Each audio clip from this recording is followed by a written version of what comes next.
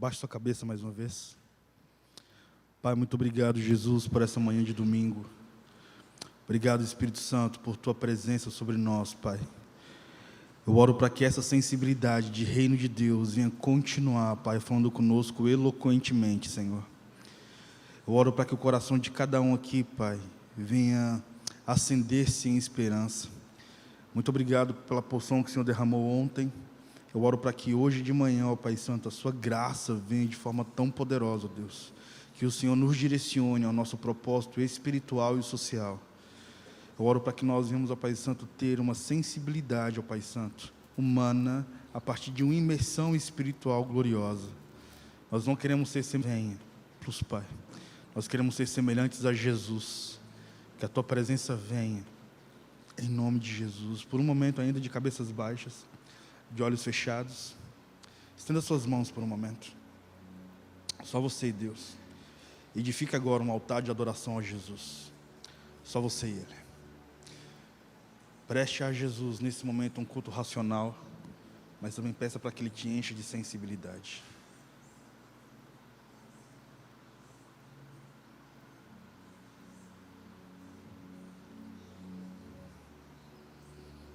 Venha, Jesus, aumente a Sua presença aqui, Pai. Venha, Jesus, venha com amor, venha com graça. Essa é a nossa oração, Pai, em nome de Jesus. Amém. É um prazer estar com vocês nessa manhã. Quantos estiveram aqui ontem? Uau! Quem não esteve ontem? É uma honra estar aqui hoje. Que o Espírito Santo hoje venha te acender de forma muito sensível. Eu fui dormir 5 horas da manhã. Eu estava escrevendo. E o Senhor veio de forma muito poderosa sobre o meu coração. E realmente subo em um altar como esse, que tem uma fundamentação a partir dos pais na fé. E que de alguma forma ama de forma muito poderosa e muito visível a cidade. E eu amo isso. Eu amo fundamentações.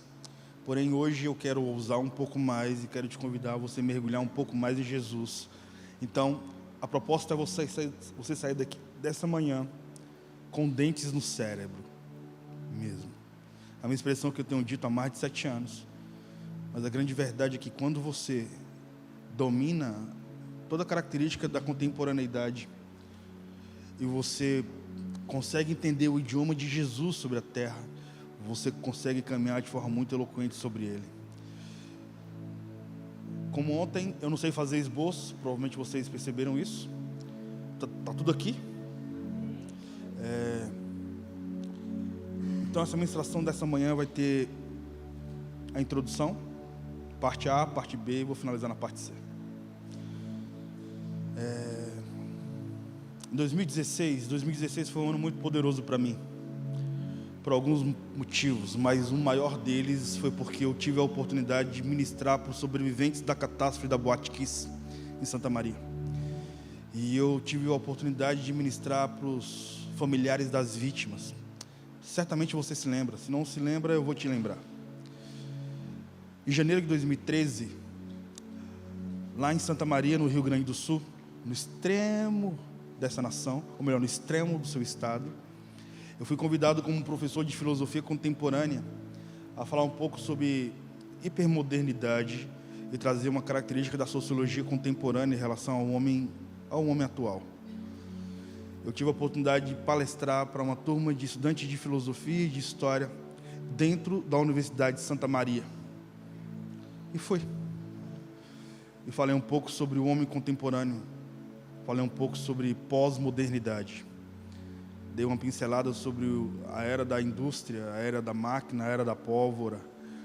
O homem contemporâneo se tornou tão eloquente na arte de se relacionar com máquina, que o homem contemporâneo, para ter contato com o humano, tem que ter máquina na mão. O homem sem máquina na mão vai ser impotente para lidar com o ser humano.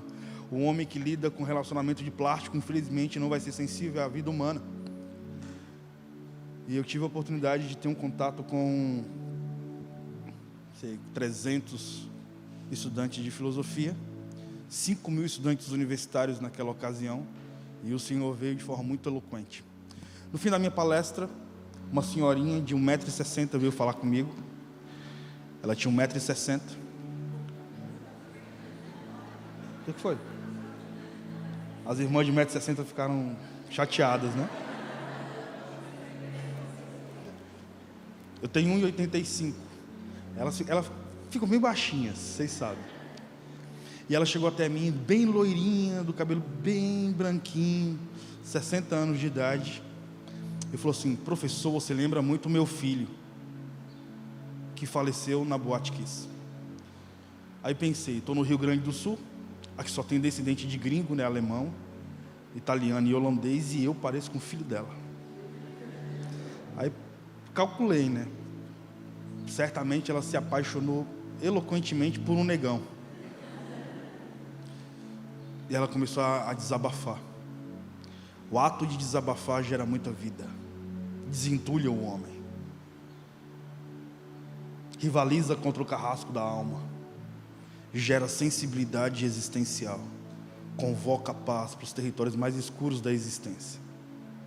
E ela começou a dizer então: sabe, professor, em janeiro de 2013, 3 turmas de odontologia estavam se formando. 2013 foi um ano que marcou de forma muito horripilante nosso município. Um município com 200 mil habitantes, um município pequeno. Eu não sei quantas pessoas tem em Vilhena. 100. Vilhena é a metade do que é Santa Maria. Então é um município pequeno. Comparado a Brasília, que somos 4 milhões de habitantes. E aí ela começou a desabafar dizendo: 3 turmas de odontologia estavam se formando em janeiro de 2013. Eles alugaram a maior casa de show da nossa cidade, que era a Boate Kiss. Hoje é uma espécie de campo de concentração histórico, onde as pessoas fazem peregrinação para deixar suas solidariedades às vítimas daquela geografia. E aí ela falou: os estudantes então daquela época contrataram uma banda de sertanejo universitário que começou a fazer pirotecnia com fogo.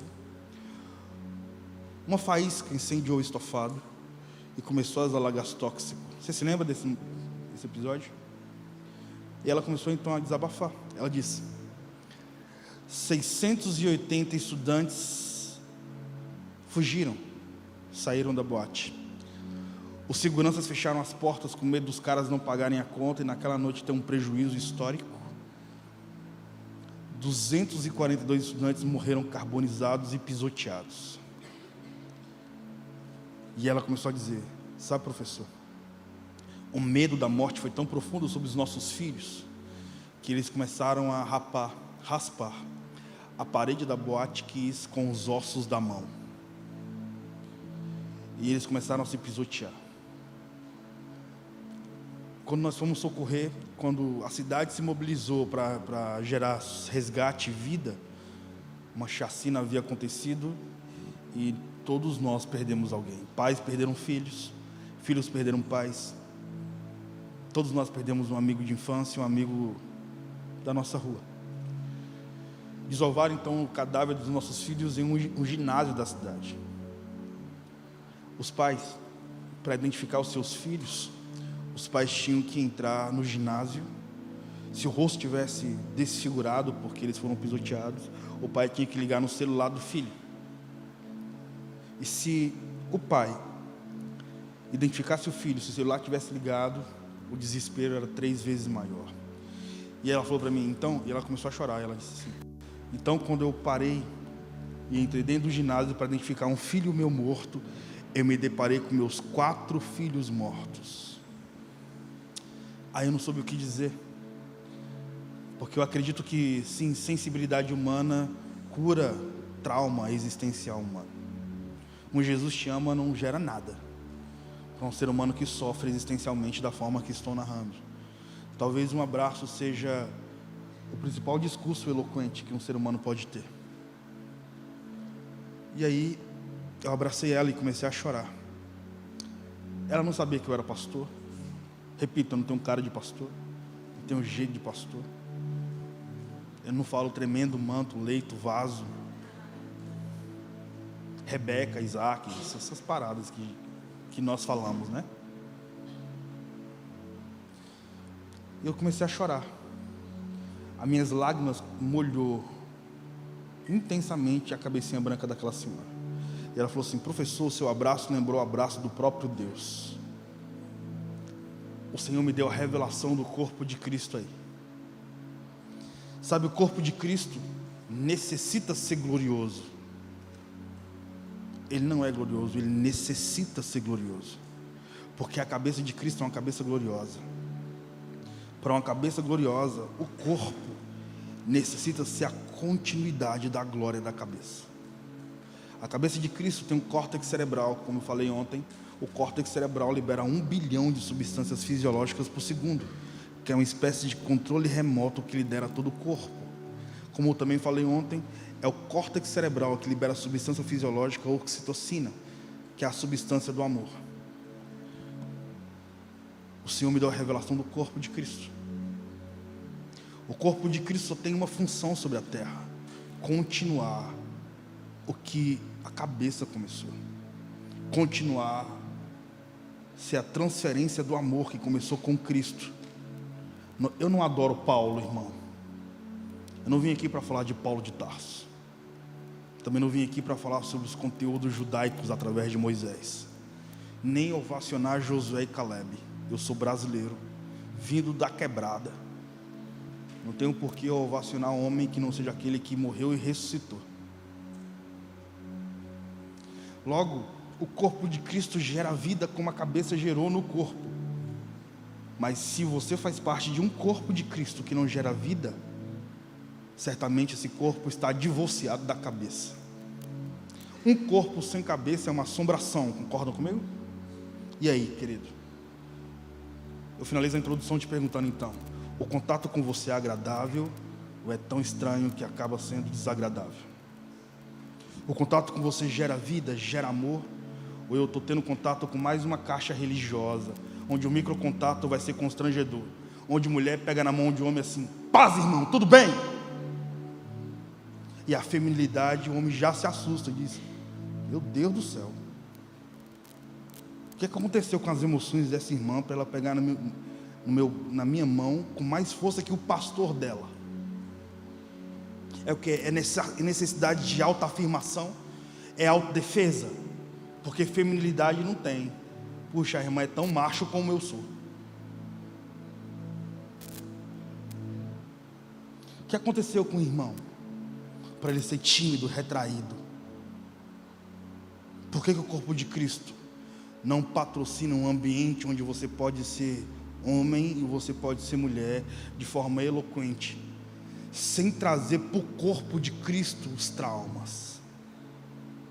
E por que o microcontato que gerou vida no auditório de uma universidade federal não é o mesmo contato que gera vida em uma comunidade de fé?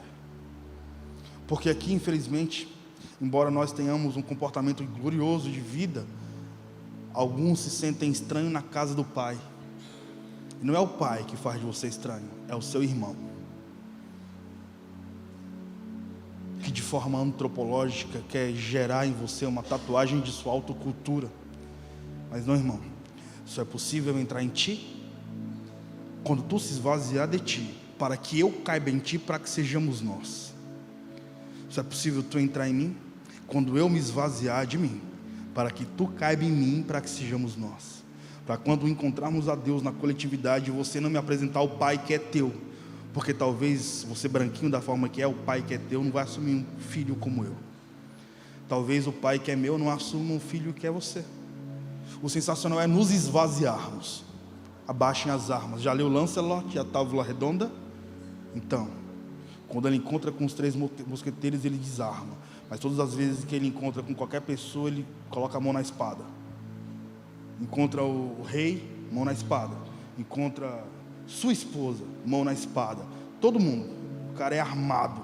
Mas quando ele encontra amigos, os 3 mosqueteiros, ele pega a arma, tira da cintura e coloca em cima da mesa. Ele se desarma. E é isso, irmão, se desarma. Seja um ser humano. Amém? Particularmente, eu não sei lidar com anjo, cara. Ainda mais com anjo que tem libido. Ainda mais com anjo que tem trauma. Ainda mais com anjo que tem rancor. Que tem, enfim. O ser humano não nasceu para ser anjo. Então tire as asas, irmão, e assuma o que os anjos gostariam de viver. Amém? Você pode aplaudir o nome do Senhor?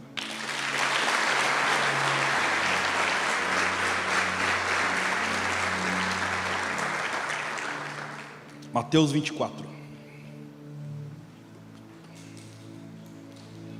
versículo 15.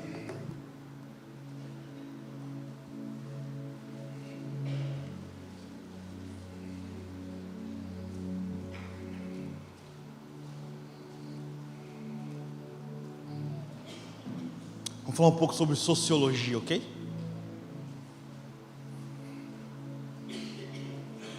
Mateus 24, 15. Diz assim: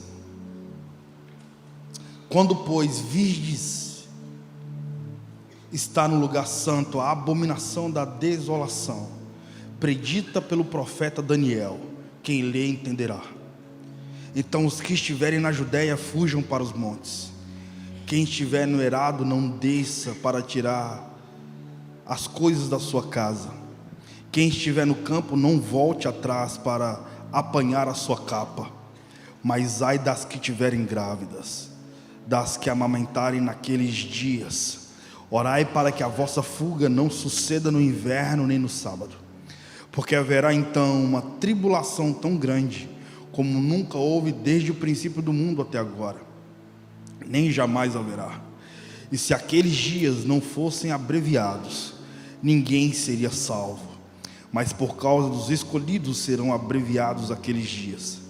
Se, pois, alguém vos disser, eis aqui o Cristo, ou ele ali, não acrediteis, porque hão de surgir falsos cristos e falsos profetas, e farão grandes sinais e prodígios, de modo que, se possível, enganaria até mesmo os escolhidos.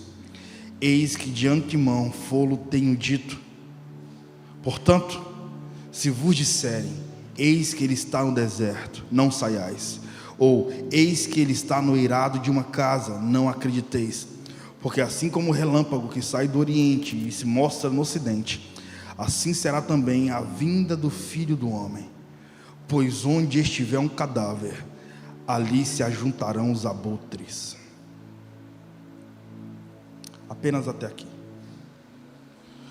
O texto conta algo peculiar.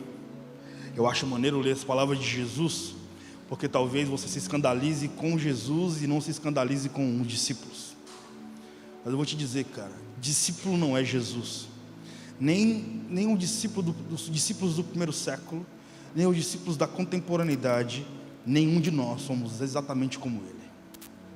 Nenhum de nós é digno de nem sermos ouvidos. Só somos ouvidos por causa do Espírito Santo que existe em nós, que antes de existir em nós, existiu primeiro em Cristo. É só quem está conectado com a cabeça que vai ter a continuidade da sensibilidade de Cristo. Porém, o texto fala sobre sociologia. Quem é que está falando tudo isso? Repete comigo: Jesus. Se Jesus está dizendo, então significa que se tornou uma cláusula pétrea.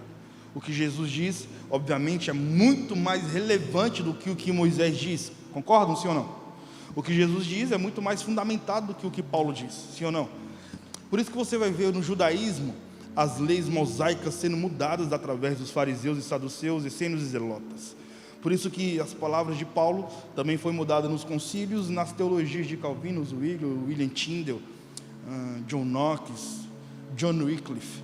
Você vai ter de forma muito significativa as palavras de Jesus como cláusulas pétreas. O que são cláusulas pétreas? São direitos constitucionais imutáveis, não podem ser tocados. O que Jesus diz não pode ser mudado. Na verdade, a Bíblia é inerrante, eu creio nisso. Mas o que Jesus diz, cara, se Paulo diz, e se o que Paulo disse não bater com Jesus, Paulo é anátema. Se o que Moisés disse não bater com Jesus, Moisés é anátema. O sensacional é que as escrituras se conectam. Glória a Deus por isso. Jesus, no ano de 30 da era cristã, ele olha para o horizonte como alfa e ômega, e ele começa a trazer a característica da sociologia da pós-modernidade. Mateus 24 é eloquência, porque 50 anos antes de João escrever a carta de Apocalipse, Jesus já havia narrado Mateus 24. O que é Mateus 24? O resumão, brother, da carta de Apocalipse. Você vai ter 3 concílios. Concílio de Nicéia, 325 depois de Cristo, quando se falou sobre a pessoa divina de Jesus Cristo. Concílio de Constantinopla, 381 depois de Cristo, quando falou sobre a pessoa humana de Jesus Cristo. E você vai ter o Concílio de Calcedônia, em 451 depois de Cristo, para falar sobre a pessoa teantrópica de Jesus Cristo. É nessa temporada que você vai ter a patrística. Patrística foi uma temporada histórica que surgiu depois da temporada dos mártires. Sabe que Nero, no ano de 64 depois de Cristo, ele tacou fogo na cidade de Roma, do alto da torre de Mecenas. Quando ele taca fogo na cidade de Roma, Nero queima 10 bairros de Roma. Só que Roma havia 14 bairros. Os 4 bairros que não foram incendiados, coincidentemente, eram intimamente povoados por cristãos e por judeus. Isso deu a Nero um álibi, colocando culpa nos cristãos.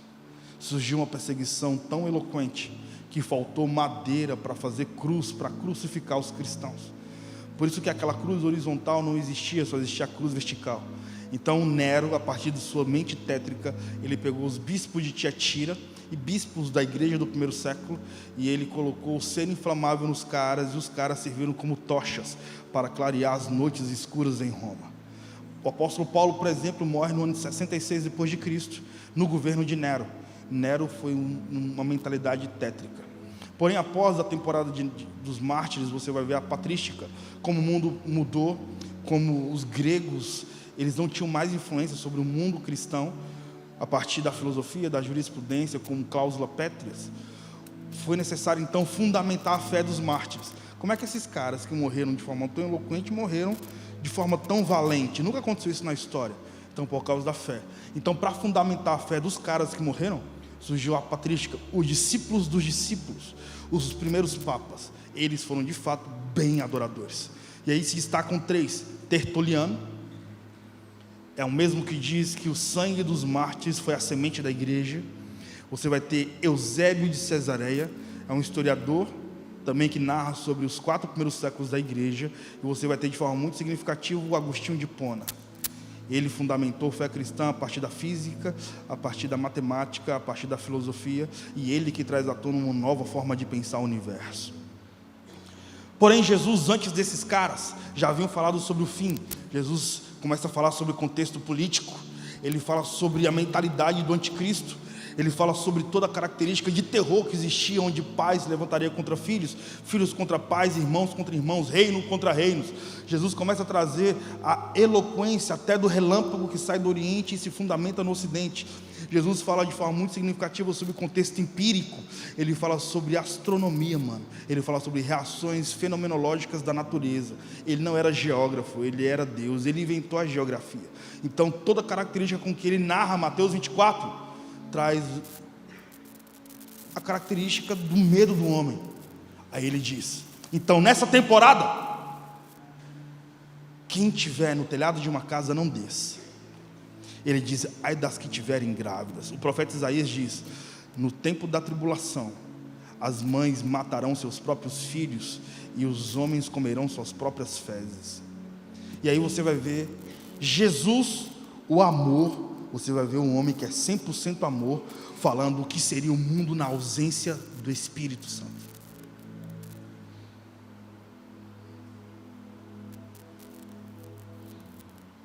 De repente Jesus para. Aí Jesus diz assim: aonde estiver o cadáver, ali se ajuntarão os abutres. Jesus, que é a cabeça, diz: aonde estiver o cadáver. O que é cadáver? Cadáver é um corpo morto. Jesus está dizendo: cara, um corpo vivo atrai ovelhas, um corpo morto atrai abutres. Um corpo vivo atrai ovelhas, um corpo morto atrai abutres. A cabeça está dizendo que quer reconhecer quando o corpo dele não está vivo. É fácil. O que você atrai para você, ó corpo de Cristo? O que são abutres? Abutres são aves de rapina, segundo a biologia. Tem algum biólogo aqui? Estudante de biologia? Quem fez 4ª série? Ensino médio. Você está rindo, mas você vai entender onde eu quero chegar. Quando você estava na 4ª série, você estudou sobre as aves de rapina. Eu sei que você não se lembra, querido, porque faz muitos anos. Eu só me lembro porque eu tive que pincelar essa madrugada. Aves de rapina são vistas como aves nobres. Você vai ter a águia como aves nobres e a ave mais nobre das aves, que são as águias, que elas enxergam mais de 3 quilômetros. Mano, brother, estou falando 3 quilômetros, irmão. Enxergar 3 quilômetros como se você estivesse aqui. Você sabe que quando você olha para o horizonte, já foi para o mar? Aqui tem um rio que parece o mar, não? Enfim. Sabe quando você olha para o mar, olha para o horizonte, e você vê só uma linha reta lá, que é tudo reto? Então, aquilo são 3 quilômetros dos seus olhos para frente. Sabe que a atmosfera, elas são 10 quilômetros do solo para cima? 10 quilômetros. 10 quilômetros é muita coisa, irmão. 1 quilômetro daqui para cima é uma parada muito grande, mano. Imagina 10 quilômetros, enfim, acaba a atmosfera. Mais 10 quilômetros estratosfera. E aí, como você ultrapassou a atmosfera, tem gravidade, você vai ter que viajar em outra velocidade. O que Isaac Newton descobriu foi isso aqui. Ele descobriu na física a possibilidade de você viajar na velocidade do som. O que Albert Einstein descobriu foi isso aqui. O que possibilitou o homem viajar na velocidade da luz. Porém, Jesus fala de uma ave que parece águia, mas diferente da águia, ela é uma necrófaga, segundo a biologia. O que é uma ave necrófaga? Que se alimenta de cadáveres. Abutres, diferente das águias, tem aspecto de águia, aparentemente é forte. O abutre é bonito, cara. Se você vê um abutre, você fala, cara, que ave bonita, isso aqui é uma águia? Não, é um abutre, tipo um urubu. Símbolo do Flamengo.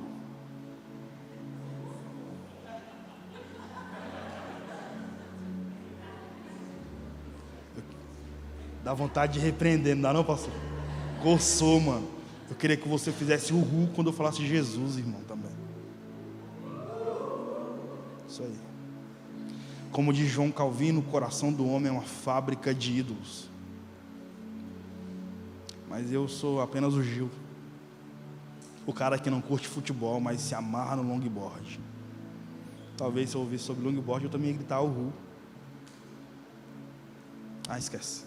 E aí, o abutre, ele se alimenta de carniça, de carne podre. Detalhe, o abutre sobrevive por causa da morte do corpo. Ele celebra a morte do corpo. Cadáver no original do texto significa pitoma. Pitoma em grego significa caído, prostrado, sem vida. Sabe o que são abutres? Sabe o que Jesus está dizendo? No último tempo, as pessoas vão celebrar a queda uma das outras. No último tempo, as pessoas vão se aproximar do caído, porque é na queda do outro que eu me elevarei. Abutres, os que se alimentam de carniça. É fácil você saber o que você é. Se você é um corpo vivo, você vai atrair quem te edifica. Se você é um corpo morto, você vai atrair quem celebra a sua morte. E aí, vamos na balada? E aí, vamos pegar um baseado? E aí, vamos fazer uma paradinha? E aí, vamos naquele local? E aí, mano, você atrai o quê? E você é o quê? Você fica feliz quando você vê uma notícia ruim? Nós nunca tivemos um tempo histórico como esse na nossa nação. onde nunca na nossa história tivemos tanta gente importante presa no mesmo momento. Nós estamos vivendo um tempo político histórico, e eu nunca vi a nação com tanto ódio. O Brasil se tornou um cadáver, e até a ovelha fala como se fosse abutre, celebrando a queda do outro. A esquerda do Brasil, ela veio à tona a partir do pensamento de Kant. Toda estudante de filosofia, quando estuda Kant, quer se casar com Kant. Todo estudante de filosofia, quando lê Kant, ama sexo anal. Toda filósofa que mergulha em Kant se encanta com a literatura do cara. Ou seja, o que o cara escreve é bizarro, que engana até mesmo os escolhidos. Kant nutriu Marx, intelectualmente falando. Quem é Kant? Kant foi a chupeta que nutriu Hegel. Hegel foi o cara que disse: destrua, desconstrua, existe a face oculta na maldade, desfamiliarize, ridicularize o homem, eleve a mulher. Hegel foi o alimento principal de Karl Marx. Vindo 50 anos antes de Karl Marx, Marx foi doutrinado por Kant, doutrinado por Hegel. Marx, na temporada da era industrial, disse: o ser humano se tornou um produto do meio. E produto você não ama, produto é coisa. O homem se coisificou. Marx está dizendo que o homem se tornou coisa. E coisa se usa e joga fora, mano. Coisa não se ama. Marx coisificou a humanidade no século XIX. E Marx foi o que disse: Deus é o ópio do povo. O que é ópio? Ópio é uma droga. É mais fácil um camelo entrar no fundo de uma agulha do que existir cristão marxista. Eu sou marxista, sou comunista. Pô, irmão, acho que você não sabe o que você está dizendo. De Marx você vai ter Hegel, vai ter Engels. Século XIX acaba. Aí você vai entrar no século XX. Você vai ver o outro que gerou a mentalidade do anticristo: Max Horkheimer, Erich Fromm, Theodor Adorno, Herbert Marcuse. Depois você vai ter Jean-Paul Sartre, Simone de Beauvoir, Firestone e Judith Butler. Aquelas que patrocinam a erotização infantil e a ideologia de gênero. O que é isso? Filosofia da esquerda. Aí o texto diz assim, mano: no tempo do fim, o carimbo da besta vai ser 666. Por que 6? Porque o homem foi feito ao 6º dia. Logo, 6 é o número do homem. Por que é na testa? 666. Os nossos pais na fé, na década de 70, afirmavam que o carimbo da besta seria uma tatuagem. Quanto você lembra dessa época? Só o pastor, pode levantar a mão, pô. Só ele levantou a mão. E a irmã ali também. Eu também me lembro, parceiro. Eu era criança na década de 90 e eu ouvi muitos meus pais na fé assembleiana, as tias de coque, dizendo: tatuagem é pecado, filho. Está repreendido, tu tatuou o carimbo da besta, meu filho. E a pessoa tatuou: Jesus é incrível. Isso aí, personificado, vai dar 666. Eu amo essa ingenuidade, irmão, sério. O tempo passou, veio então a geração do milênio e a profecia de Nostradamus: 2000 passará e 2000 não chegará. De 2000 não chegará e nem 2000 passará. Passou. Quando passou, veio então a era da globalização. Estou falando de 2000, geração do milênio. Estou falando da época que muitos de vocês nasceram. Nessa época, se acontecesse uma crise de petróleo no Iraque, iria resultar no gás de cozinha da sua casa. Estou falando de globalização. Depois disso você vai ter a digitalização, onde todos os dados do homem seriam substituídos para um microchip. Aí vem as tiazinhas de coque de novo: meu filho, não tenha cartão de crédito não, meu filho. Lá tem seus dados, meu filho. Tem chip? Meu Deus do céu. Massa, né, mano? Eu amo essas tiazinhas de verdade, mano.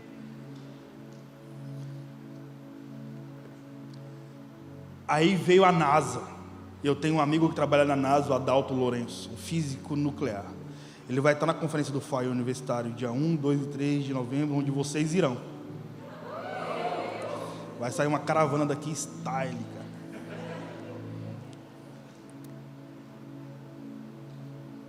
A NASA investiu 2 bilhões de dólares no início dos anos 2000. Olha para mim. Está compreendendo, irmão? Tá legal, irmão?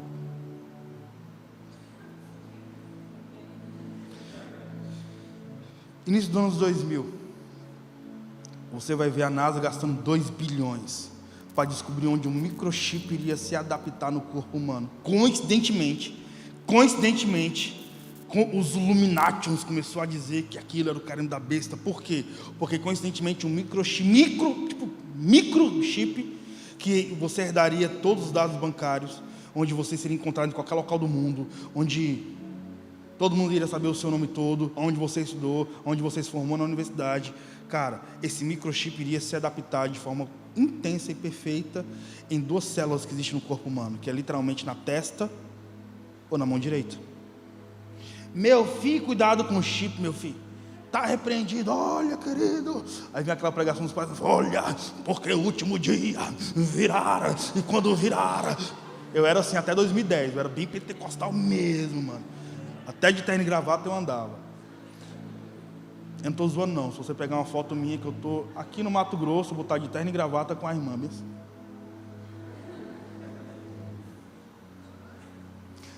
O tempo se passou.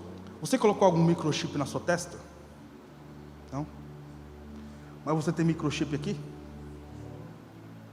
Sabia que isso aqui é uma mente humana que cabe na palma da mão? Aqui tem seus dados bancários. Você pode ser encontrado em qualquer local do mundo. Irmão, já provou pensar nisso? Já? Mas isso não é o carinho da besta, irmão. Isso é um celular, amém? Está claro? Eu vi uma irmã bem ali, ó. Ufa.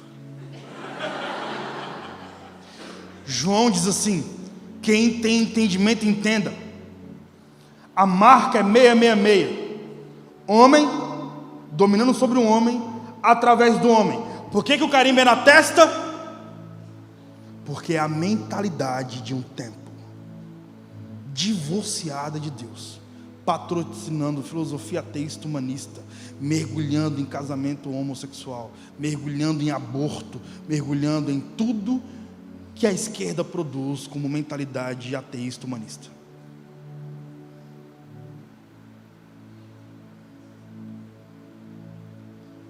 Eu te contei sobre a esquerda, agora eu vou te contar sobre a direita.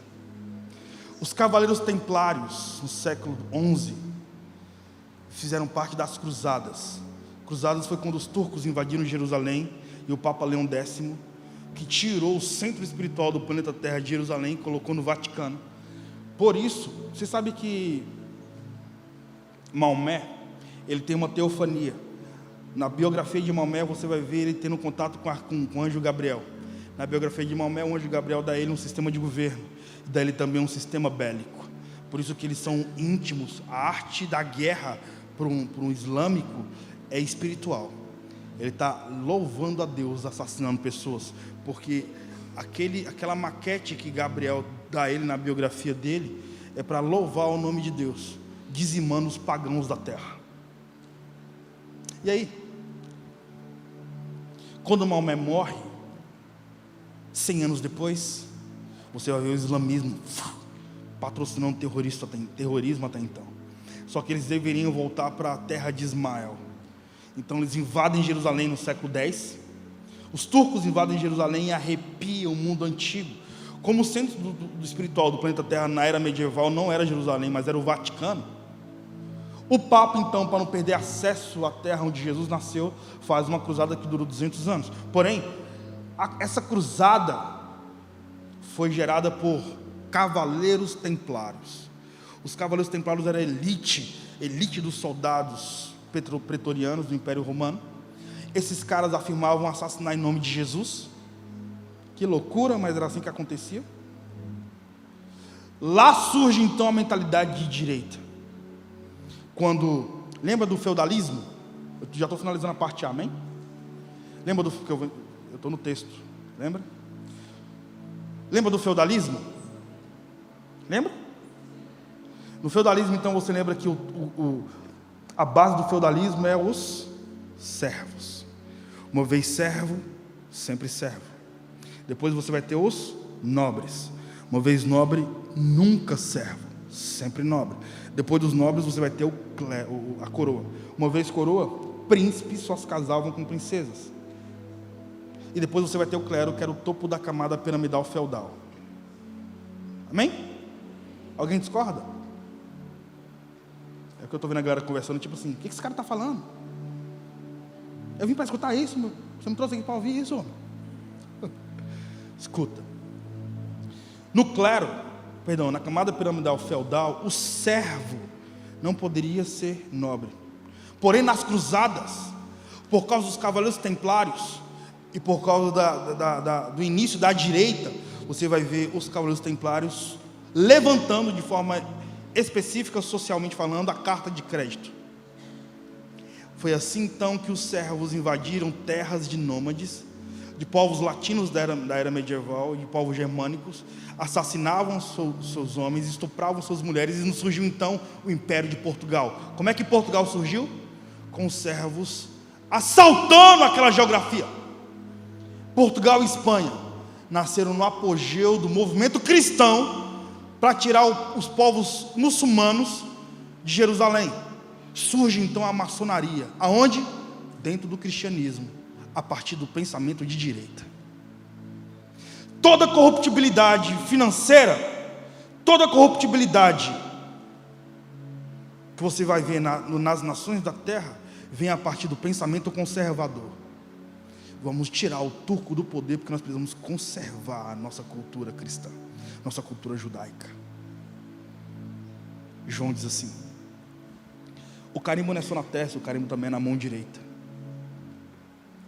E o carimbo na mão direita significa domínio do governo e domínio financeiro. Logo, direita e esquerda andam de mãos dadas, porém divorciadas, patrocinando a mentalidade do anticristo no último tempo. Por isso que eu não penso nem direita nem esquerda, eu penso terceira margem do rio.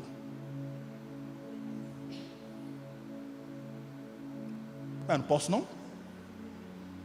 Posso. O que isso tem a ver, Gilberto?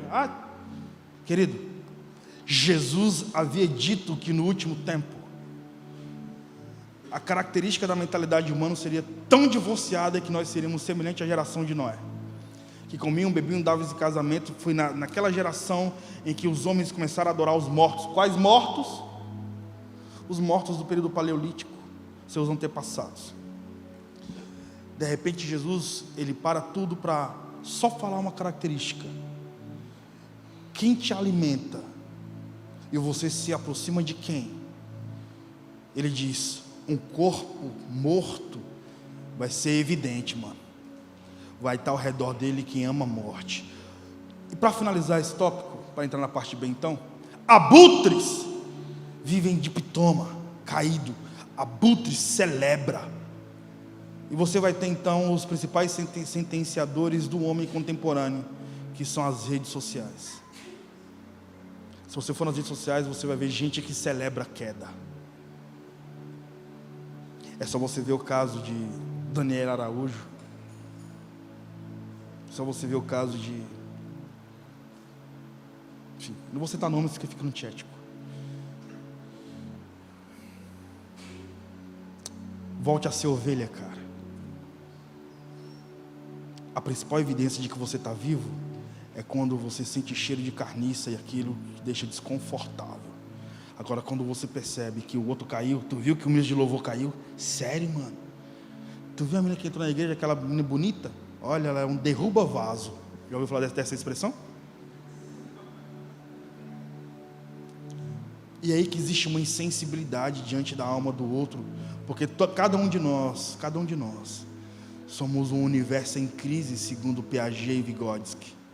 Freud afirma que os órgãos vitais não são o que você vê, são os que você não vê. O maior órgão do corpo humano é a pele. Se eu passar minhas unhas sobre o maior órgão do corpo humano, o máximo que vai acontecer é alívio ou irritação. Nada mais que isso. Mas se você abrir minha caixa craniana e passar as mesmas unhas na minha massa cefálica, inevitavelmente eu vou morrer. Porque os órgãos vitais não são o que você vê, são os que você não vê. Se você pegar uma agulha e furar os meus olhos, inevitavelmente eu vou me tornar cego. Porém, o meu corpo vai continuar produzindo gás carbono, continuar patrocinando fotossíntese. É possível ser vivo embora cego, mas se você abrir minha caixa torácica e pegar a mesma agulha que furou os meus olhos e furar o meu coração, inevitavelmente eu vou morrer. Então, querido, o que evidencia que você está morto não é a roupa que está sobre o cadáver, são os órgãos mortos, os órgãos vitais que eu não consigo ver, mas você sabe que eles não funcionam mais. E aí, querido, quando você entra dentro de você, como é que você se vê? Você está morto?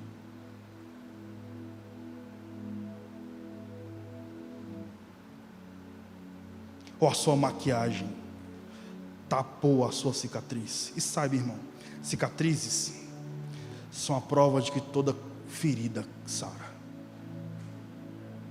O vinho mais caro não presta para nada quando a sede é de água.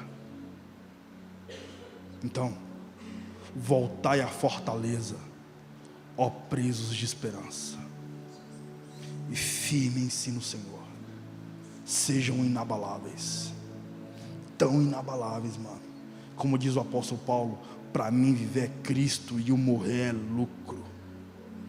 Intenso, irmão, tipo a igreja do primeiro século. Vou finalizar a parte A, entrar na parte B já. Não, já estou na parte B, né? Vou finalizar a B e vou para C. Tá vendo como as coisas funcionam bem maneiras aqui dentro? Se tivesse um script eu estava agoniado, sem saber o que fazer. Parte C. É isso mesmo? D? B? Queridos, é a parte B ou parte C? Que bom que vocês estão prestando atenção. Isso aí, parte B. Ok, parte B. É isso mesmo. É porque a mente está acordada desde ontem, né, irmão? Deixa eu voltar ao raciocínio agora.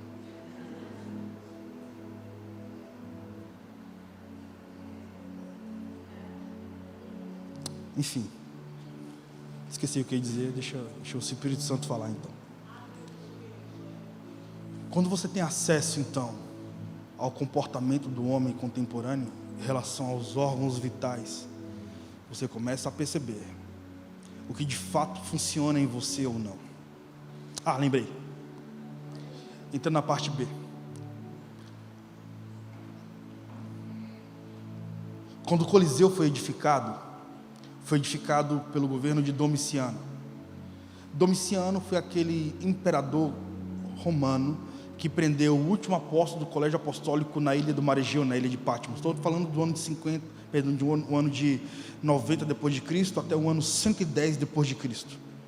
Você vai ver Domiciano. Domiciliano, ele foi um tétrico. Ele fechou todas as portas para que o último apóstolo com 90 anos pregasse o evangelho. Prendeu João na ilha do Mar Egeu, na ilha de Patmos. O sensacional é que João também nos ensina: quando os homens fecham a porta para você aqui na terra, Deus faz questão de abrir portas no céu e diz: João, vem para cá, eu te mostrarei as coisas que aconteceram, que estão acontecendo, que acontecerão. É maneiro, irmão. Escreve essa frase: quando o homem reconhece e aplaude, é a evidência de que o céu se calou. Não posso me embriagar com teu aplauso, irmão. Teu aplauso pode riscar o meu nome do livro da vida. E nem posso também acreditar nas pedradas, nas mesmas mãos que me aplaudem. Eu preciso ser como o apóstolo Paulo disse: Timóteo, separe homens que não sejam dados a vinho, que sejam sóbrios, sejam irrepreensíveis, maridos de uma só mulher, que eles tenham filhos que sejam crentes e que eles sejam os bispos. Tá doido, mano? Sóbrios. Como diz o poeta contemporâneo, se o diabo amassa o pão, você morre ou você come? Ele conclui dizendo: eu não comi, eu não morri, eu fiz amizade com a fome. Projota. É no governo de Domiciano, então, que o Coliseu é edificado. Dentro do Coliseu, mano, você vai ver uma carnificina dos imperadores. E aí você vai ver os cristãos que adoravam a Deus em catacumbas sendo perseguidos. E eles então saíam para fora. E quando eles saíam para fora, eles eram vistos como uma seita secreta. Prendiam então os cristãos para eles lutarem contra feras e gladiadores dentro do Coliseu. Um anfiteatro que cabia aproximadamente 70 mil pessoas, um Maracanã medieval. E aí você vai ter, de forma muito peculiar, a arquibancada, e quando a plateia via os mártires morrendo, eles vomitavam, porque era o corpo abrindo, criança sendo esmagada por leão e coisas do gênero. Eles vomitavam num local chamado vomitódromo, segundo John Fox, o historiador que narra sobre a igreja da temporada dos mártires.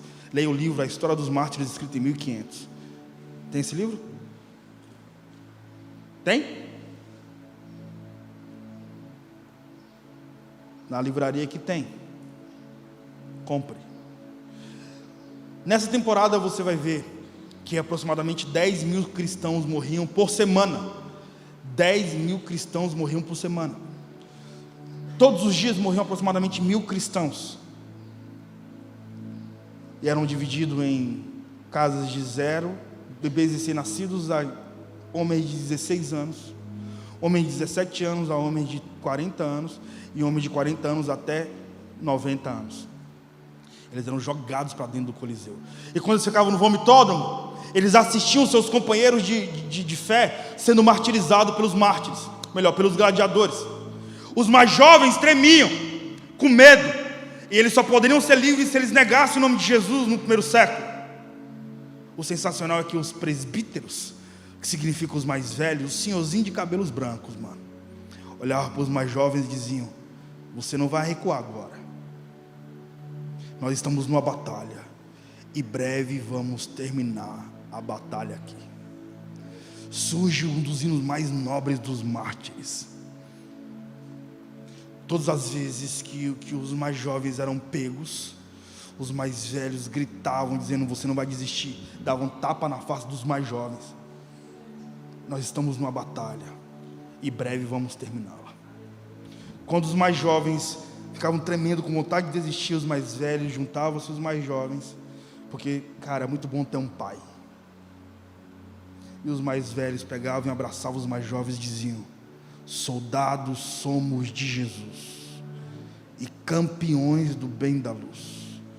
E surgiu uma espécie de poesia: dos exércitos de Deus batalhamos pelos céus, cantando vamos combater o vil pecado em seu poder.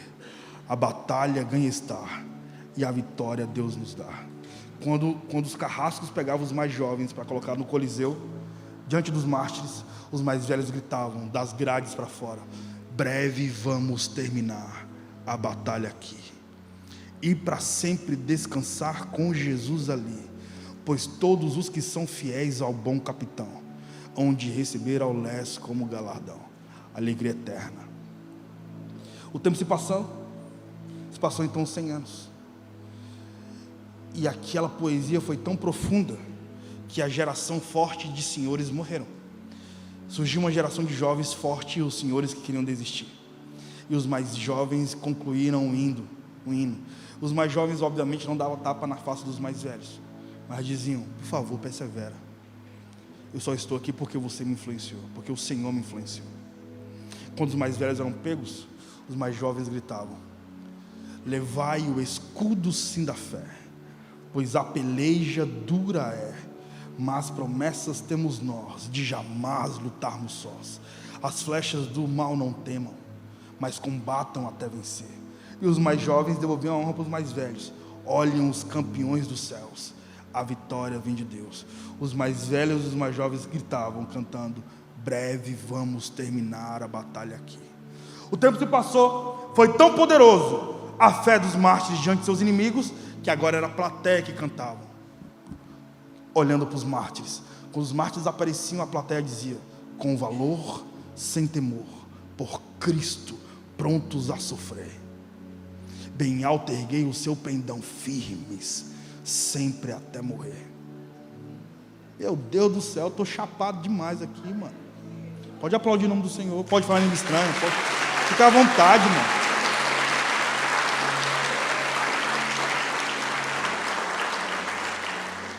Jesus diz: aonde estiver o cadáver, ali se ajuntará os abutres.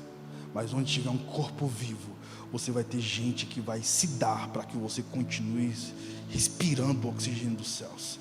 Quer saber se você é uma ovelha ou um abutre? É fácil.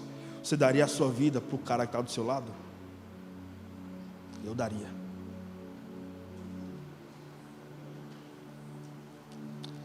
Cara, eu pago a faculdade de 7 estudantes universitários. Eu paguei a faculdade de 7 estudantes universitários. 2013 a 2015, eu ofertei um carro. 2017 para cá, eu ofertei outro carro. Estou sem carro. Mas é sensacional, existe uma geração de filhos na fé.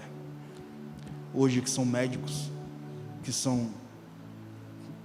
se formou, passou em concurso público, hoje são juízes. Que os caras se formaram por causa de uma oferta que eu dava todos os meses para eles. Muitos deles não voltaram para agradecer. Mas quando eu for velhinho, tiver os cabelos bem branquinhos, eu vou reunir os meus filhos e vou dizer: breve vamos terminar a batalha aqui. E para sempre descansar com Jesus ali. Todos os que são fiéis ao bom capitão. Vida produzindo vida. Você consegue amar tanto Jesus que ao se aproximar de você, o que as pessoas extraem é vida. Meu Deus, estou cheio de vida. Por quê? Porque eu me encontrei contigo. Porque o contato contigo, sei lá, estranho, mano, gera vida. Você é tão simples, mas tão simples, mas tão simples que eu quero estar contigo. É tão simples, mas tão simples, mas tão simples que se chama, é Jesus. Nasceu num curral. Mano, se Jesus andou sobre a terra sem usar tamanco, por que a gente está andando de salto alto? Porque o Deus em que sirvo não tinha onde repousar a cabeça.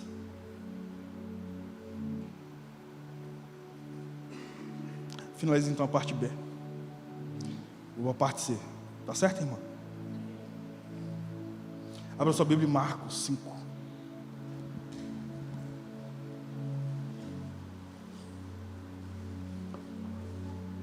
Jesus sempre rivalizará com a morte. Sempre.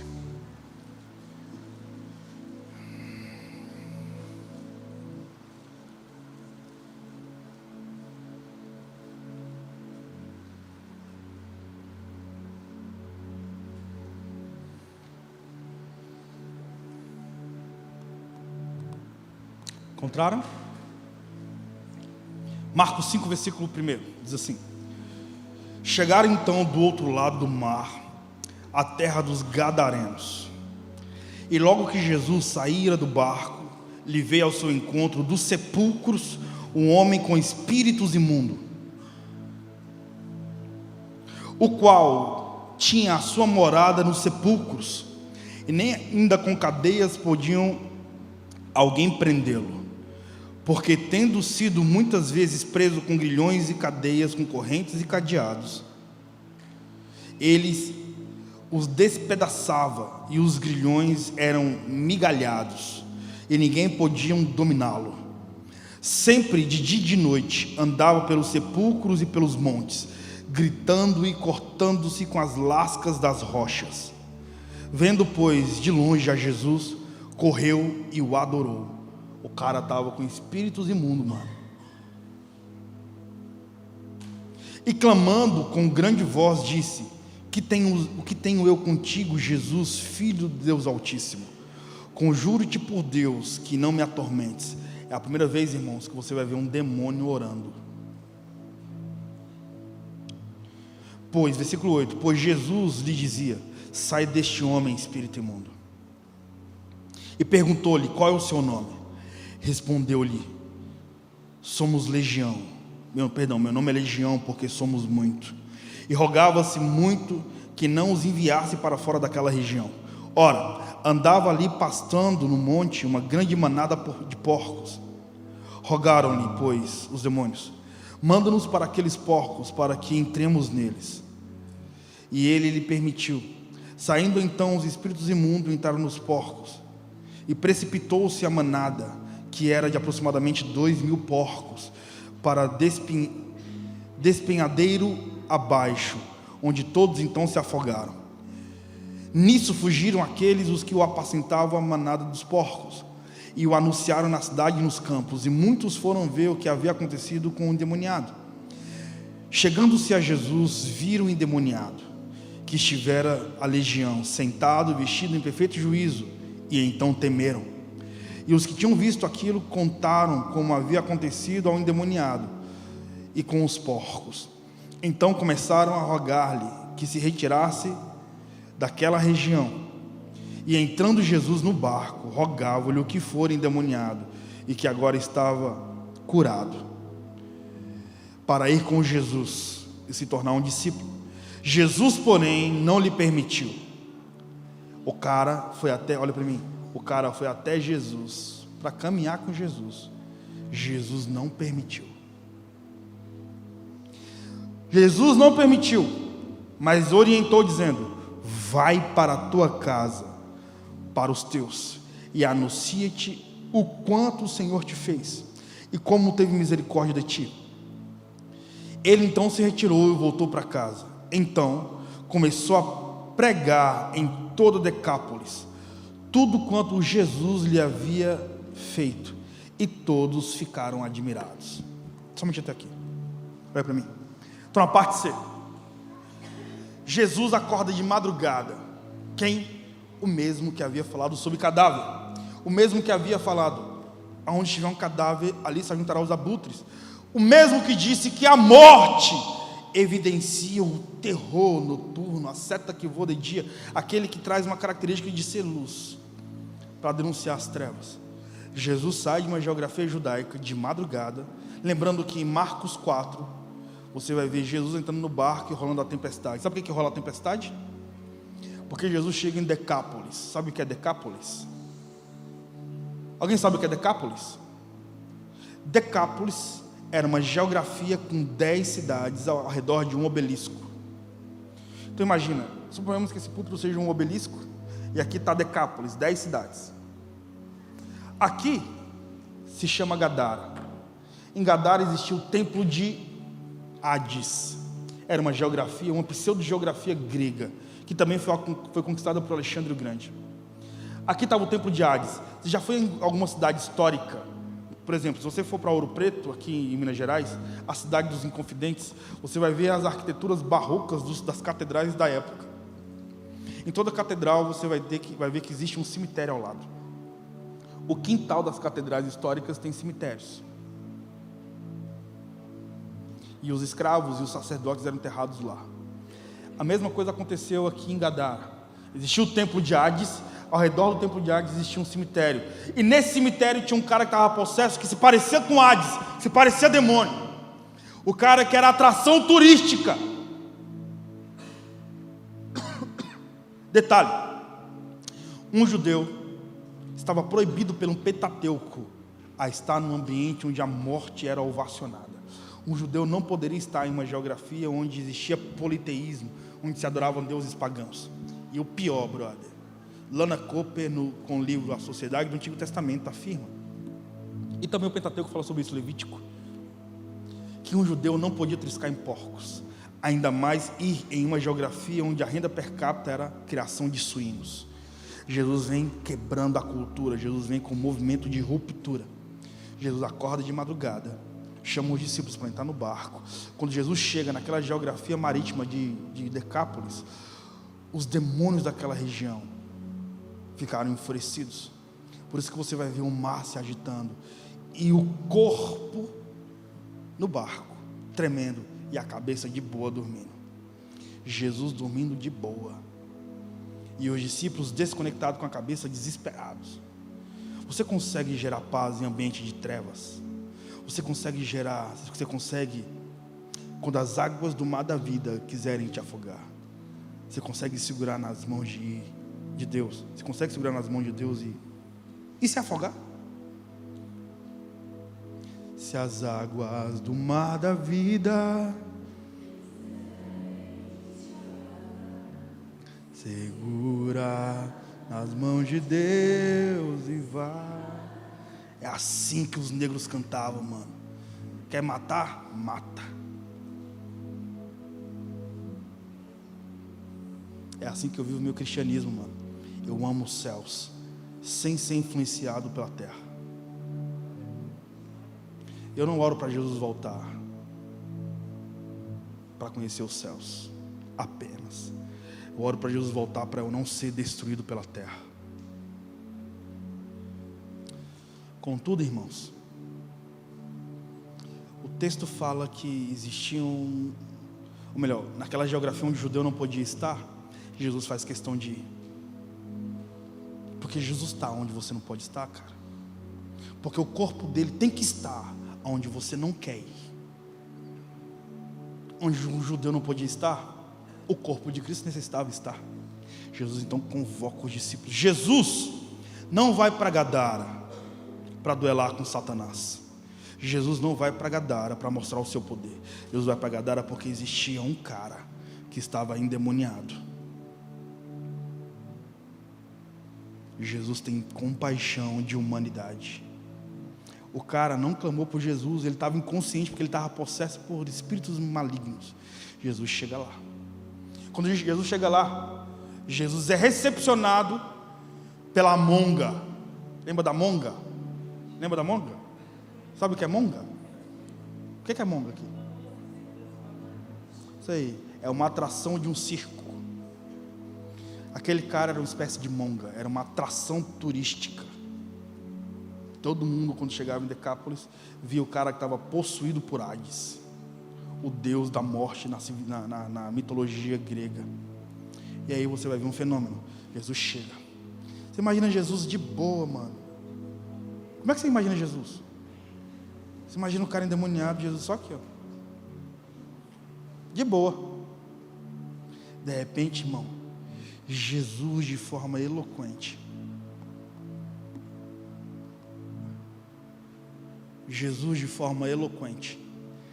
tem um contato com o endemoniado. O texto diz que o endemoniado estava há anos daquela forma, e tentavam prendê-lo com correntes, tentavam prendê-lo com cadeados, e eles estraçalhavam o cadeado. De repente o contexto bíblico diz algo poderoso. O contexto bíblico diz que Jesus chega naquele cara, perto daquele cara, e o endemoniado olha para Jesus e diz: Jesus, o que tenho eu contigo? E Jesus, de forma muito poderosa, cheio de compaixão, Jesus escuta o inimigo, cara, sem destroná-lo. Jesus não é como você, ele é Lorde. Graças a Deus que eu não te adoro. Jesus chega no endemoniado, mano, e escuta o endemoniado clamando. Sabe o que Jesus faz? Jesus atende a oração do demônio. Não vou te mandar não para outra região. Você quer ir para os porcos? Eu vou te mandar então para os porcos. Que Deus é esse, mano? Que nós não nos parecemos com Ele. Aí você vai ver um fenômeno. Jesus interroga o ser humano possuído por legião. Tipo assim, antes de você ir embora, meu inimigo, qual é o teu nome? Jesus faz questão de saber quem é o inimigo daquele ser humano. Porque você sabia que Satanás não é inimigo de Deus? Quantos sabiam disso? Satanás não é inimigo de Deus, irmãos. Satanás é inimigo do homem. Para ser inimigo tem que estar na mesma estatura. O texto diz que Satanás já foi sentenciado. Então, desculpa, não dá para colocar Satanás no mesmo parâmetro de Deus. Satanás não é inimigo de Deus, Satanás é inimigo do homem. Satanás é inimigo da criação. Aí Jesus perguntou: qual é o seu nome? O demônio responde: meu nome é Legião, porque somos muitos. Por que Jesus disse que o nome dele era Legião? Ou melhor, por que um endemoniado se denomina como Legião? Sabe que Legião romana, tinha aproximadamente entre 6.000 e 16.000 soldados pretorianos. Você sabe que o concurso público brasileiro é comparado à jurisprudência romana.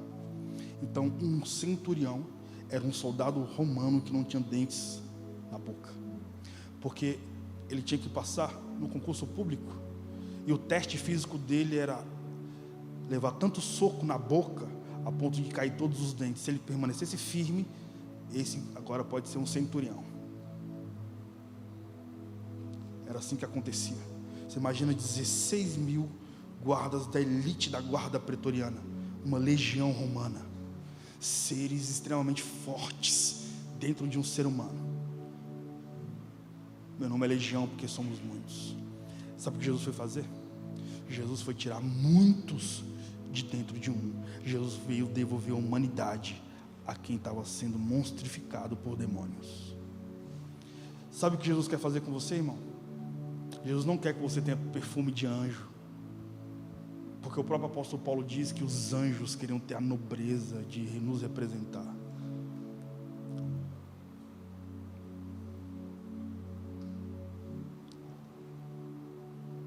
Jesus quer te devolver a humanidade. Jesus quer tirar todos que existem em você, a legião de seres humanos que existem em você. Jesus quer tirar, irmão. Jesus não quer que você seja o segundo Lutero. Não, o Senhor quer que você seja o primeiro Jorge. Jesus quer tirar tudo que Jesus não criou para que morasse em você. Não, Jesus te fez com riqueza de detalhes.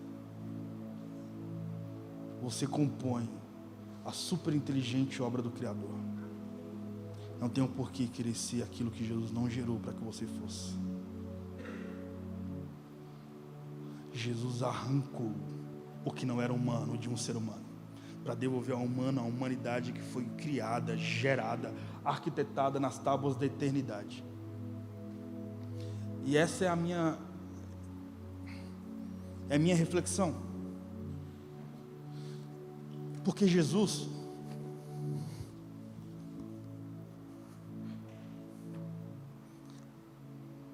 é eloquente, Ele é piedoso, mas sabe o que é saboroso em Abba Pai?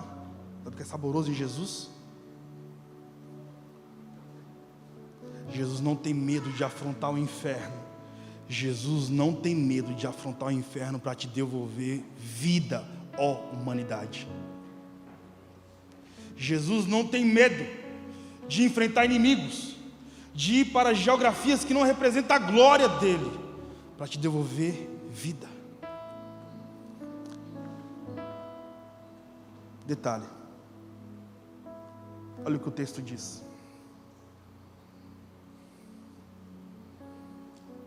Versículo 18. E entrando Jesus no barco, rogava-lhe o que for endemoniado que deixasse ir com ele se tornar discípulo.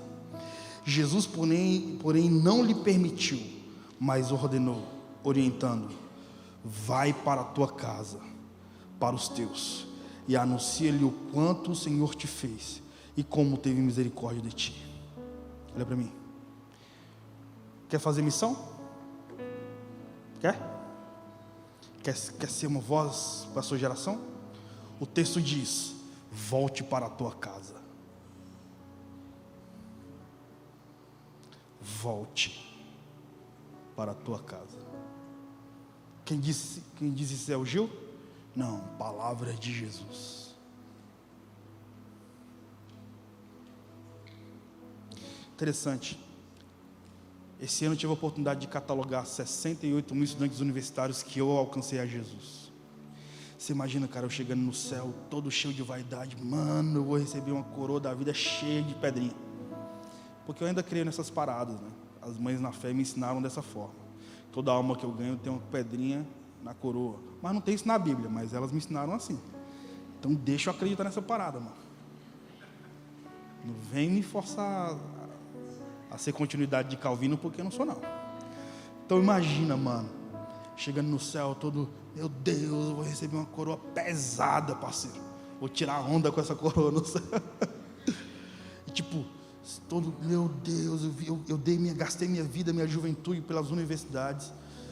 Você imagina Jesus chegando em você, chegando em mim, com aqueles olhos como chama de fogo, e dizendo: onde é que está a tua mãe? Cadê os seus irmãos? Cadê o seu marido?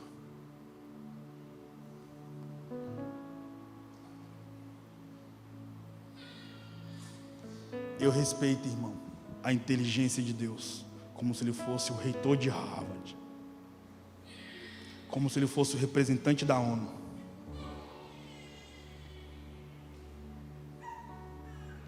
Deixa o bebê louvar o Senhor chorando. Eu quero ser desse jeito no colo do Pai, começar a chorar e só sentir o cheiro dele e já ficar de boa. Volte para a sua casa. Eu quero contar 2 testemunhos, porque eu tenho um pouquinho de tempo. Aí eu vou finalizar. Finalizei então a parte C. Se você quiser almoçar, você pode sair. Mas se você quiser permanecer, porque o Senhor vai derramar muito, brother. Muito, muito, irmão. Eu tive algumas experiências muito intensas com Jesus. No carnaval desse ano, eu preguei 16 vezes. Eu levei minha mãe para fazer uma viagem comigo. Minha mãe conheceu todo o Brasil de avião. Minha mãe nunca tinha conhecido o mar. Depois você vai no meu Instagram, você vai ver minha mãe pisando no mar pela primeira vez. Muito bonitinha. Ela é uma princesinha, minha mãe. Próxima vez que eu vier, eu acho que eu posso trazer ela. Vai ser bem maneiro.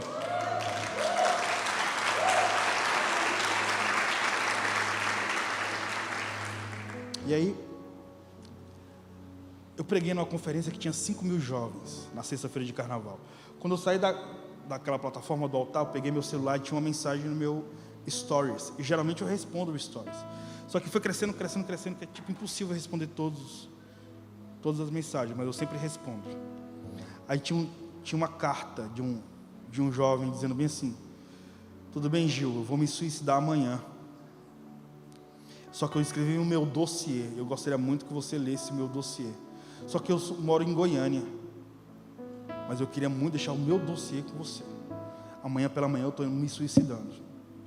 Aí eu olhei minha agenda, e eu tranquilo assim, tipo, o cara vai se matar amanhã, olha só. Aí abri a minha agenda ministerial. Aí eu vi que no dia seguinte, pela manhã, eu ia pregar onde? Goiânia. Aí eu respondi: cara, fala o seguinte: tudo bem, cara? Tudo bem. Como é que vai perguntar para mim tudo bem para um suicídio? Olá, tudo bem? Eu falei tudo bem. Enfim. Cara, coincidentemente eu vou pregar em Goiânia amanhã pela manhã. Eu vou te fazer uma proposta. Eu te busco na sua casa. Você toma café comigo, assiste minha pregação e você se suicida à tarde.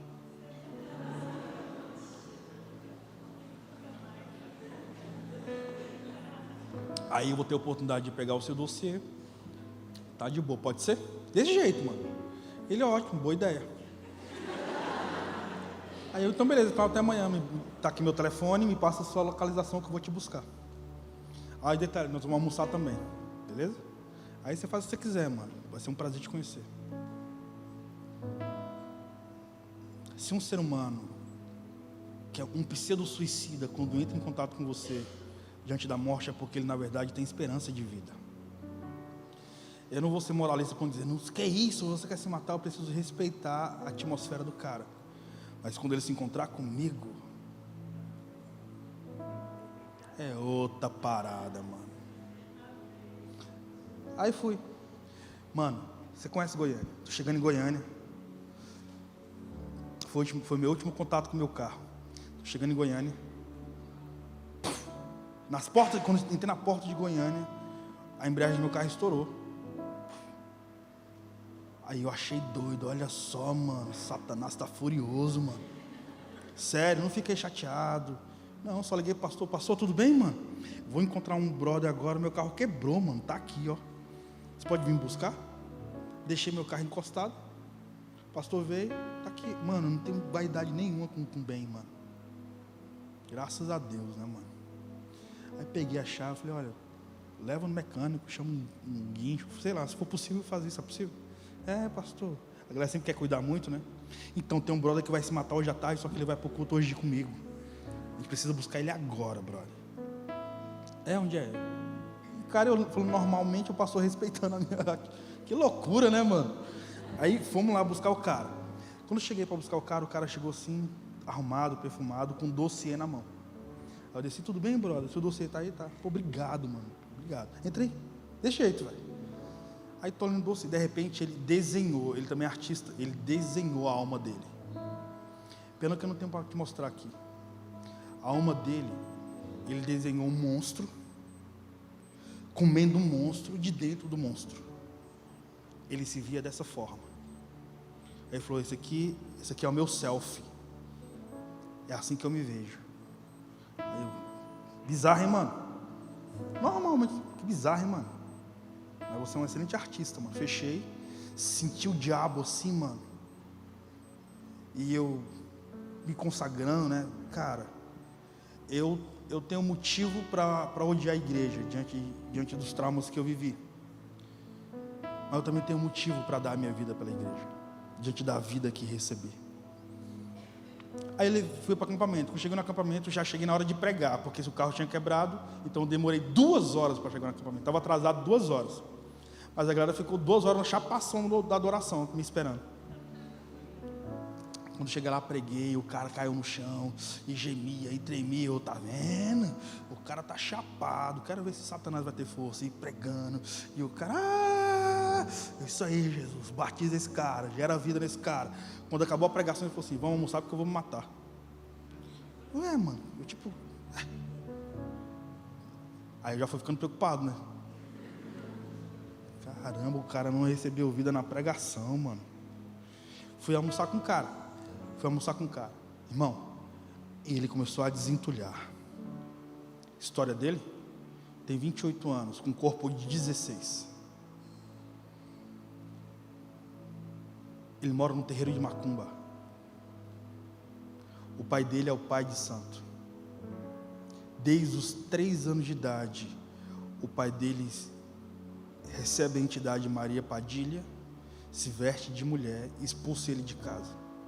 Todas as vezes que o pai dele ia fazer uma oferenda para um cara, ele tinha que entrar de cabeça baixa. Então ele cresceu andando de cabeça baixa. Ele já anda assim, naturalmente. Tem um cômodo, ele falou para mim, tem um cômodo na casa dele que ele nunca entrou,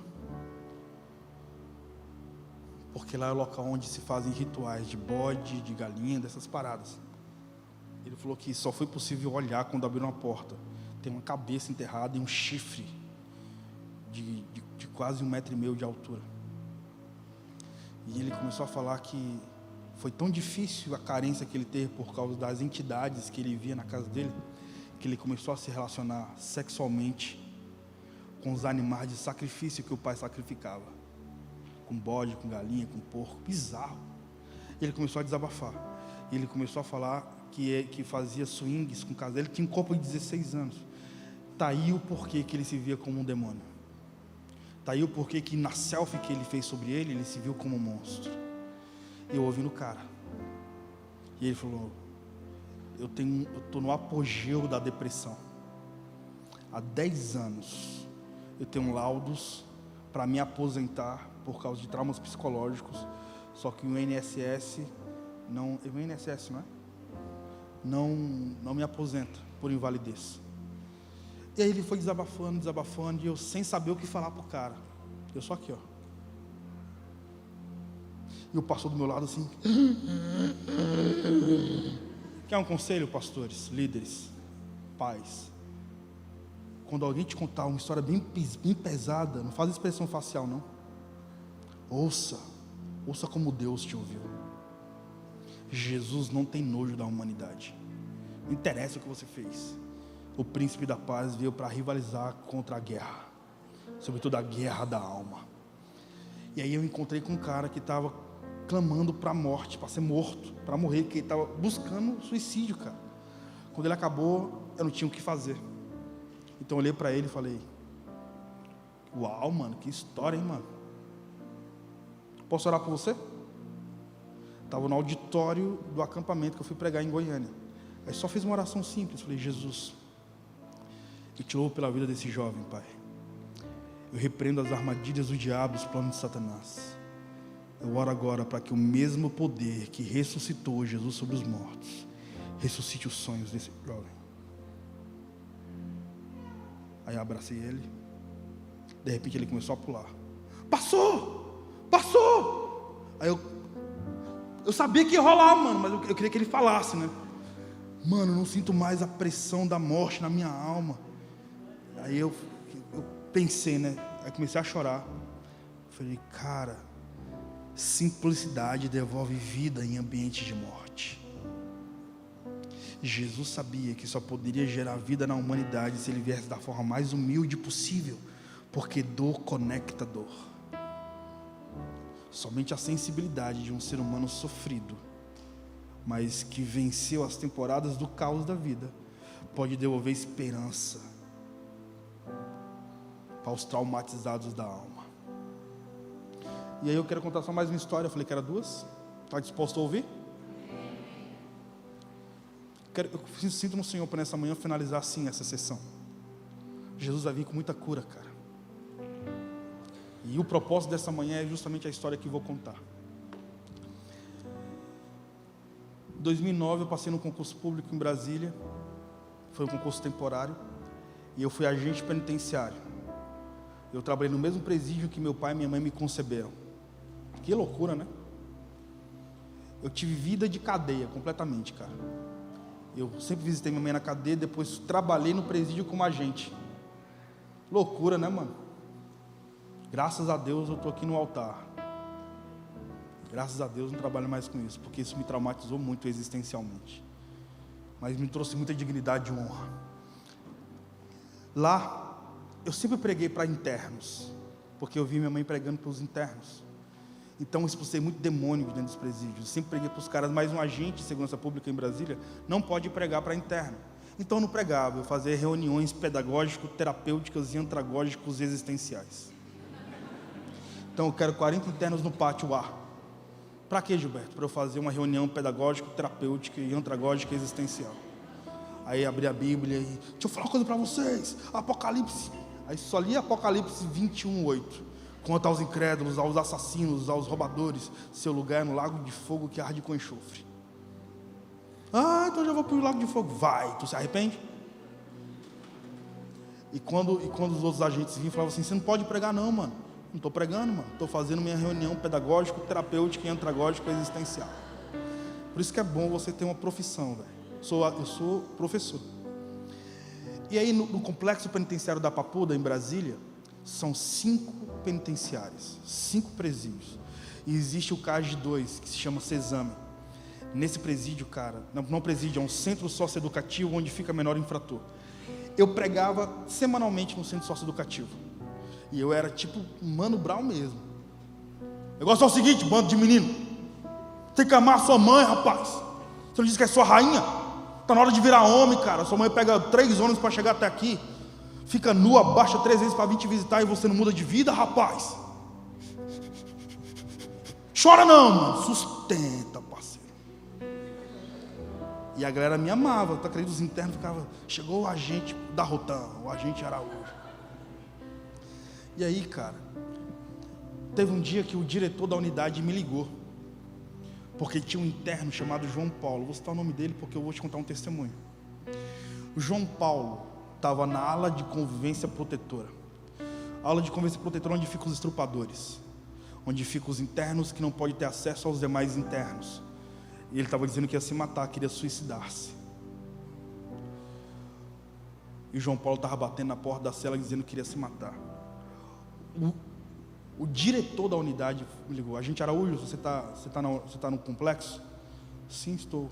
É porque tem um interno que eu gostaria que você fizesse seu trabalho pedagógico terapêutico. É possível? Com certeza, cara. Estou indo aí agora. E eu sempre fui assim, né, cara? Só tem um tamanho. A alma é a alma de noiva de Cristo Jesus, velho. Fui. Quando fui, aquele ambiente de dor, eu já conheci o interno, ou melhor, o menor infrator. Cheguei, cara, eu olhei nos olhos dele. Você já teve contato com um ser humano com um olhar ensandecido de ódio? Ódio, assim.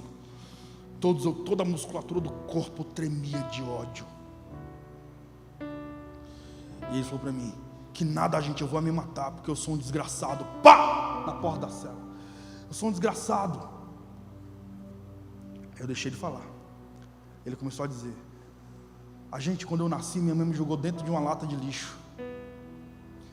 Desde os 5 anos de idade eu sou estuprado porque os diretores dos abrigos onde eu morava me violentavam sexualmente.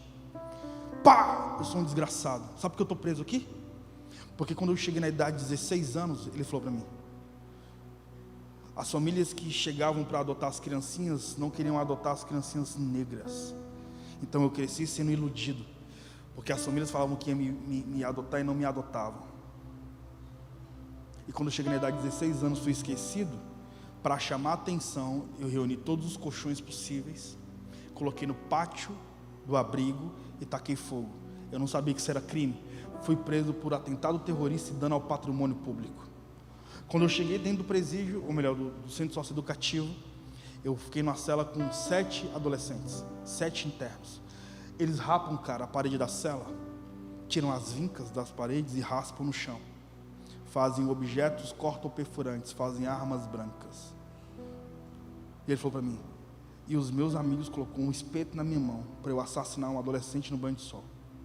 Quando eu fui chegar com o espeto que estava na minha cintura para assassinar um adolescente, eu não tive coragem, porque eu não sou um assassino, agente, eu sou um órfão.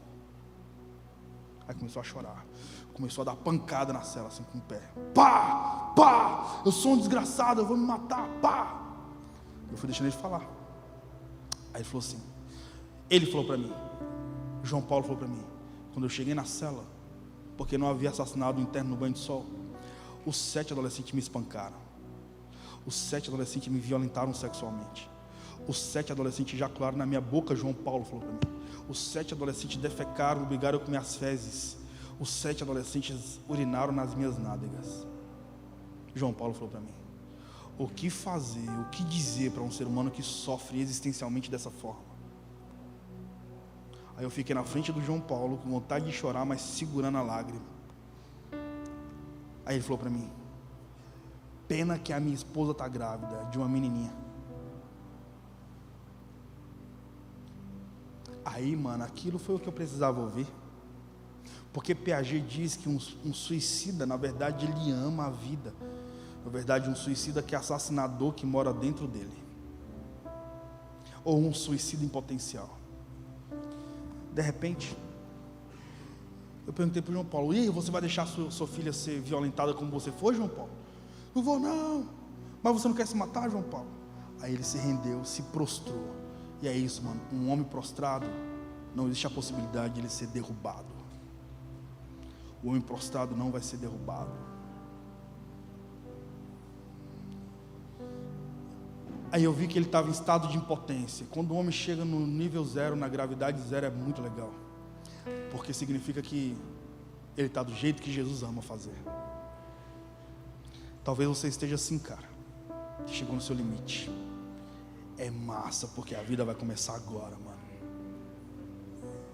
Aí perguntei para ele, por incrível que pareça, naquela época, o Ministério da Educação, MEC, havia aberto uma possibilidade onde as pessoas que estavam atrasadas em suas séries, elas poderiam fazer 5 anos em 5 matérias, em um semestre só. Eu falei: está em que série, João Paulo? Ele: estou na 5ª série. O que tem a ver, né? Perguntar sobre a série do cara. Eu falei: cara, você sabia que esse ano, era o mês de janeiro, sabia que esse ano o MEC abriu uma possibilidade, a partir do EJA, Educação de Jovens e Adultos, que você pode fazer 5ª, 6ª, 7ª, 8ª, 1º, 2º, 3º ano, tudo no ano só. Não existia o 9º ano nem o 4º ano naquela época. Aí eu vi um cara que estava dizendo que ia se matar, o diretor da unidade me procurar, dizer para mim: é mesmo, gente?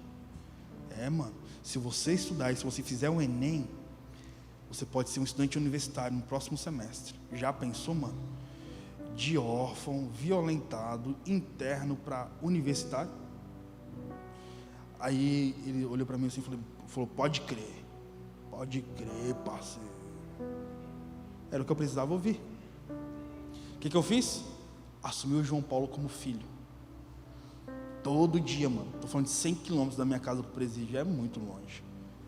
Tá ligado? Na Papuda? Já foi na Papuda, Thiago? Mano, saía da minha casa, na época eu morava na Ceilândia, na quebrada. Imagina, os internos eu conhecia tudinho, mano.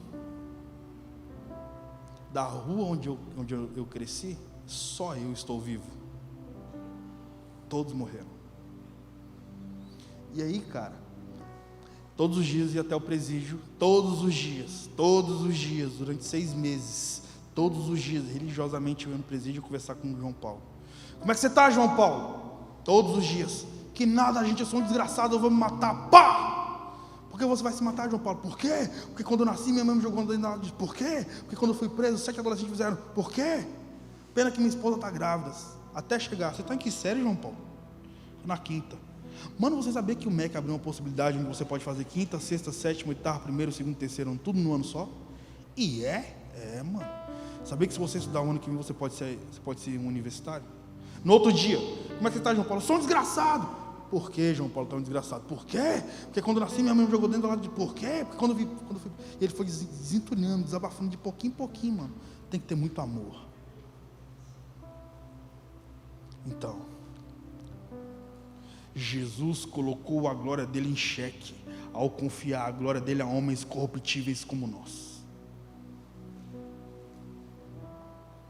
Eu já estava esgotado, porque é treta, brother. Tá com um ser humano tretado na alma.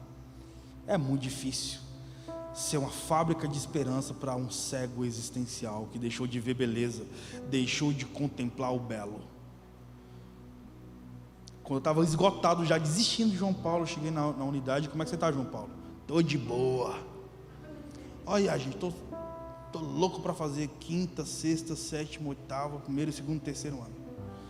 Aí eu falei, nossa, mano, sério? 6 meses. Porque a cura exige um processo. Tem que ter muito amor. Jesus respeita o seu ritmo, sabia? Por isso que Ele não exige que você seja anjo, nem que exige que você seja Ele.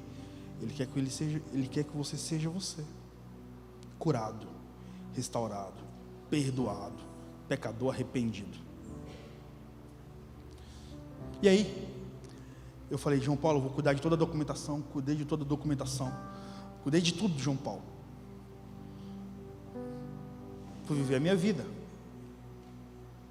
Comecei a viajar. Minha mãe estava presa na época. Minha mãe saiu da cadeia em 2014. Então, imagina, muito trauma. Eu pagava faculdade de 7 estudantes universitários naquela época. E pagava advogado. Era muito difícil, cara. Aí comecei a viajar ao Brasil. Comecei a inaugurar núcleos. Interessante, né? Um sofredor tem coragem de levar a cruz para a humanidade. Poderoso, né, cara? Os sofredores que superaram suas lágrimas, lapidaram com letras de ouro, conseguiram transformar lágrima em letras de ouro em suas biografias.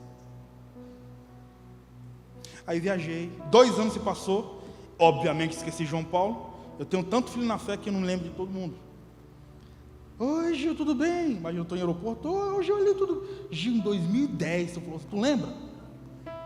Não. Hoje eu sou juiz. É muito maneiro isso, cara.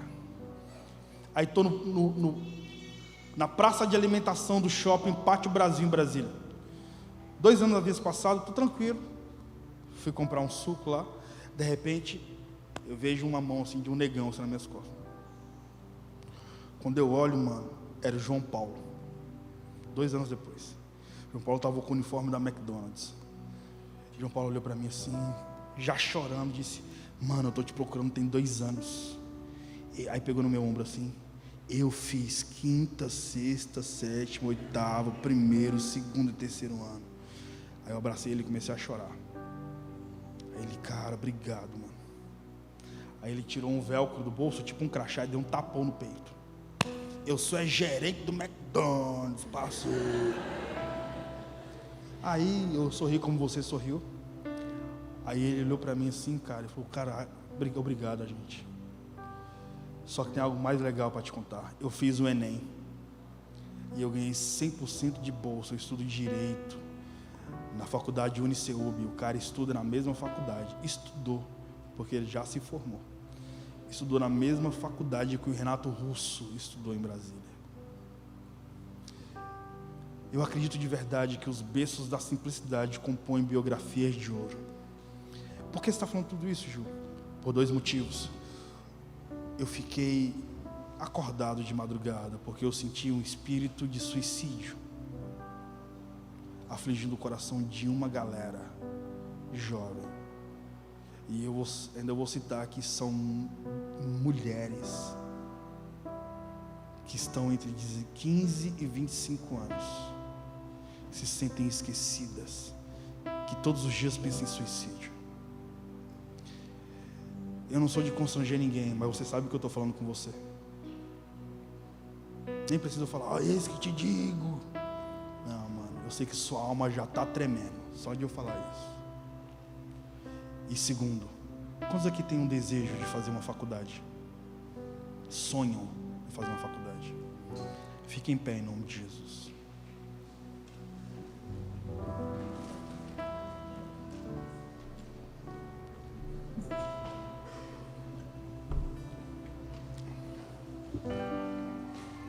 Se for possível apagar as luzes.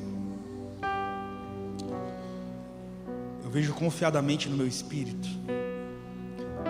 Jesus vindo com uma porção de felicidade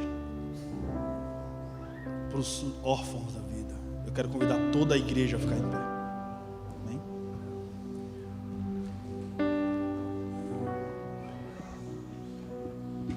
Eu vou fazer 2 apelos em um só, porque eu quero que você venha. Eu vejo Jesus liberando bolsas universitárias para uma geração de jovens dessa igreja. Eu vejo Jesus liberando 100% de bolsa, 70% de bolsa e 100% de bolsa em universidades.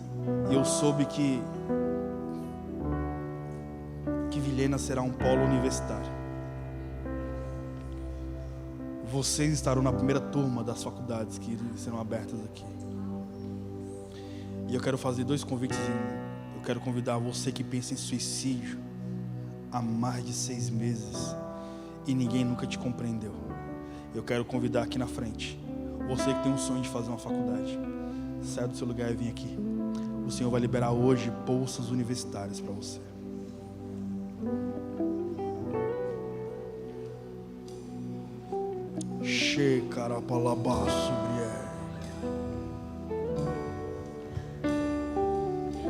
Espírito Santo entra aqui nesse momento, cara. Algumas pessoas vão começar a chorar copiosamente, porque você sabe que o Senhor está te devolvendo a honra.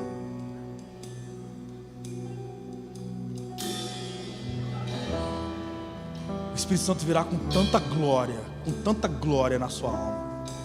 O Espírito Santo virá com tanta glória que o Senhor devolve os sonhos de infância ao seu coração. Eu vejo Jesus te devolvendo aquele ambiente de pureza antes dos traumas começarem.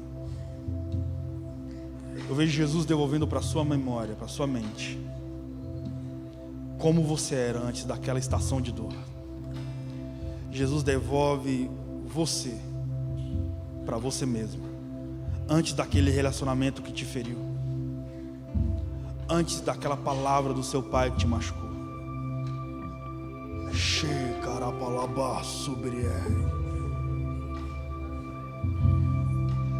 Eu vejo Jesus te desentulhando, cara, e vejo Jesus devolvendo a esperança. Algumas pessoas vão começar a gritar de chorar, porque Jesus virá arrancando os tumores da alma. Eu vejo Jesus tocando em úteros, arrancando miomas, arrancando traumas emocionais que acabaram repercutindo no físico.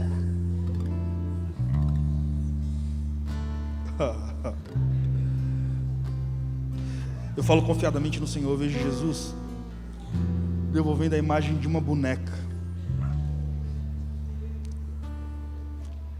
Eu vejo garotas que foram traumatizadas por causa de brinquedos na infância. Eu vejo Jesus te devolvendo a paz, te devolvendo a honra. Venha, Senhor, e aumente a sua glória aqui. Venha, Senhor, e aumente a sua porção aqui. Venha, Espírito Santo. Se você fala línguas espirituais, comece a falar línguas estranhas agora, porque Jesus vem com muita cura emocional.